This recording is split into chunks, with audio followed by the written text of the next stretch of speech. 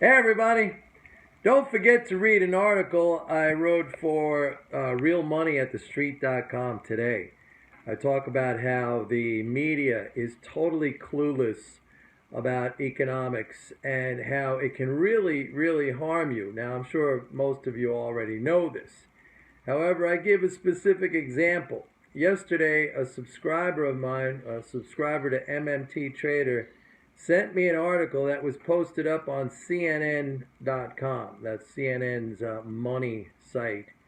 And the article, big, blaring headline about how central banks in the last 6 months of this year have sold something like 192 billion in treasuries. So it was a scary article. People might read that and think, oh my God, central banks are selling treasuries. What does that mean? What does that mean for the United States? What does that mean for interest rates? Never mind that interest rates just recently came off historic lows. We had the 10-year down at what, 136, 137 yield.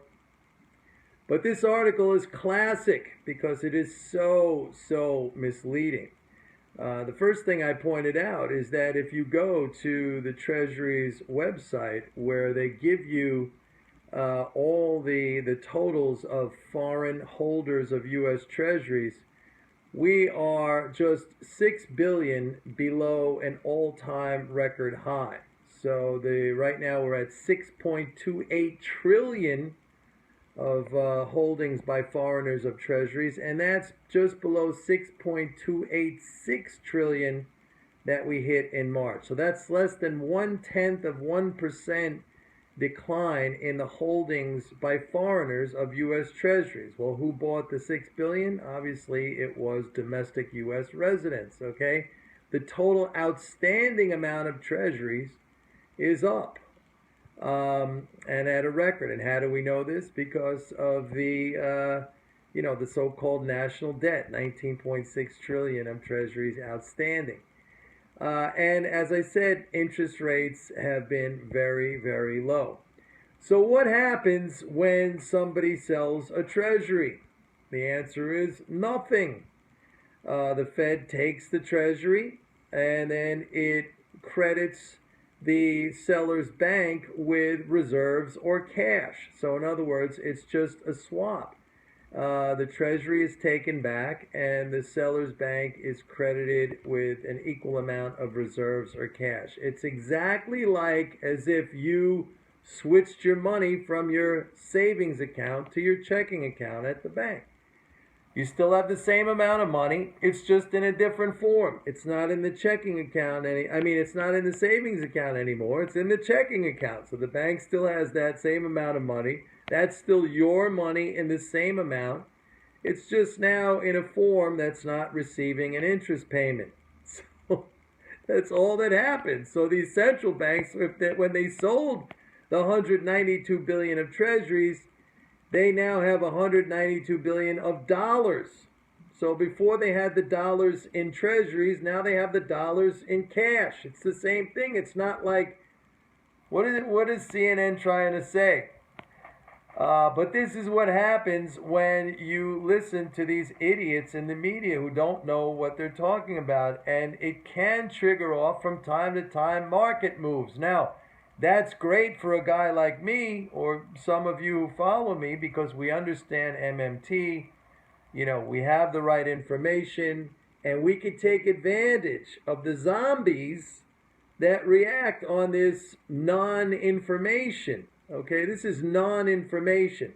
All right, the 192 billion, yeah, but we're totally at all-time record highs. Less than 1/10 of 1% off of all-time record highs in terms of what foreigners hold.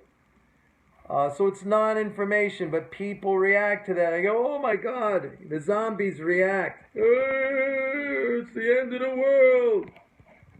And whatever they do, I don't know if they sell the dollar, I don't know if they sell stocks, I don't know, they sell something for sure. They buy gold, right? And we react, we can take their money. We take their money. And this, again, it kind of plays into what I spoke about yesterday with Paul Tudor Jones and these hedge fund guys who are total idiots, okay? They absolutely, you know what's interesting about this whole thing? Not once in all these years, with all these guys getting it wrong, Bill Gross and Paul Tudor Jones and Gundlach and Soros and Druckenheimer and Chanos and Kyle Bass. Kyle Bass, how many videos have I done here on this jerk? And Jimmy Rogers. They're printing money.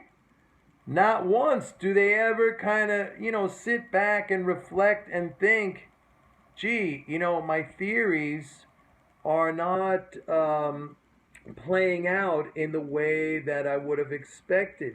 That's a sign, that would be a sign of intelligence, okay? That's a sign of a total lack of mental game. That's the sign of a person who is basically a pure ideologue who does not want to change their belief system, because for them it gives them something very important to cling to, even if it's wrong. I've been all through this. It's like a kind of religion. They can't give it up. They can't say it's wrong. It's like telling somebody if there's no God.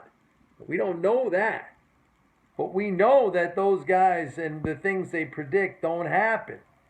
So they're pure ideologues, and many of them, especially the ones who are out there, telling people to do this and do that and getting paid for it, they're sociopaths, okay? They have no feeling. They are empty inside. They don't care how much they rip people off.